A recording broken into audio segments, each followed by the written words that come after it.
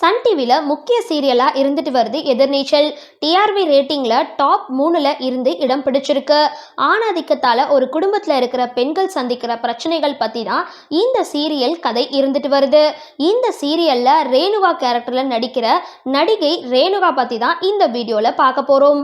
பாக்யராஜோட தாவணி கனவுகள் படத்தின் மூலமாக குழந்தை நட்சத்திரமாக அறிமுகமானவங்க நடிகை பிரியதர்ஷினி.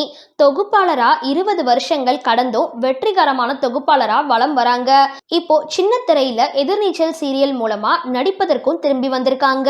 சீரியல் பத்தி அவங்க ஒரு இன்டர்வியூல பேசியிருக்காங்க. என்ன சொல்லியிருக்காங்கன்னா, ரொம்பவே அழகா எழுதப்பட்ட சீரியல் அப்படின்னு தான் எதிர்நீச்சல் பத்தி சொல்லுவேன்.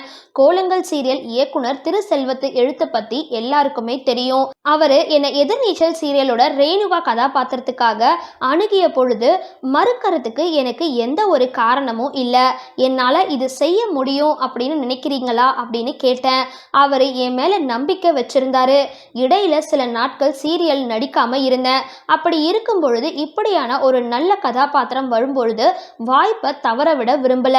இந்த சீரியல்ல ரேணுகா கதாபாத்திரத்தோட உடை, நகைன்னு சின்ன சின்ன விஷயங்கள் கூட ரசிகர்களுக்கு பிடிச்சிருந்தது. இந்த கேரக்டருக்காக செட்டிநாடு நூல் சேலை, பதக்கம், அன்னம் டாலர் வச்சிருந்த செயின், ரெட்டவடை செயின், கண்ணாடி வளையல்னு எல்லாத்தையுமே பார்த்து பார்த்து வாங்கினேன். எனக்கும் ரொம்பவே சந்தோஷம். ஒருத்தருடைய கதாபாத்திரம் இன்னொருத்தருடைய மனதில் பதியும் அளவுக்கு நல்லாவே போய் கொண்டு சேர்ந்திருக்கு. என்னுடைய ரேணுகா கதாபாத்திரம் பொறுத்த வரைக்கும் எல்லா விஷயங்களையும் தெளிவாக பேசக்கூடிய பெண்.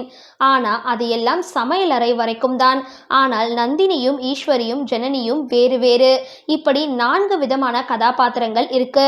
இதை பல பெண்களும் தங்களுக்கு பொருந்தவாறு சொல்கிறார்கள். வெவ்வேறு நிலையில ஒடுக்கப்பட்ட பெண்கள் ஒரு குடும்பத்தில் இருக்கும் பொழுது அதுல 4வதா ஒருத்தி வந்து என்னெல்லாம் செய்யறா அப்படின்றது தான் கதை. உண்மையாவே சொல்ல வேணும் அப்படின்னா எதிர்நீச்சல் சீரியல்ல ஜாலியா இன்னொரு வாழ்க்கை வாழ்ந்துட்டு இருக்கோம் அப்படின்னு சொல்லியிருக்காங்க.